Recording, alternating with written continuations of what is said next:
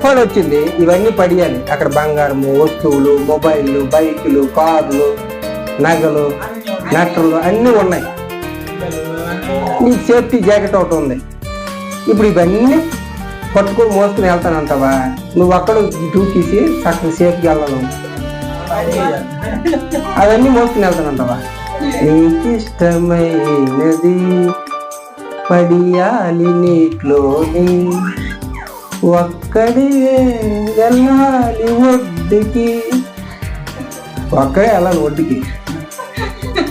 నీకు ఇష్టమైనవన్నీ పడియాలి, వదిలేయాలి. ఎందుకంటే వదలడానికి సిద్ధంగా ఉండాలి. వాడలో ఉన్నావంటే దాని అర్థం ఏంటంటే మధ్యలో ఏ తుఫాను వచ్చినా వాడలో ఉన్నావంటే, భక్తిలో ఉన్నావంటే అర్థం ఏంటంటే నీకు అవన్నీ కావాలి, వద్దని కాదు. నీకు మొబైల్ వద్దని కాదు, నీకు బైక్ వద్దని కాదు, నీకు కారు వద్దని కాదు, నీకు బంగారం వద్దని కాదు, ఏది వద్దని కాదు.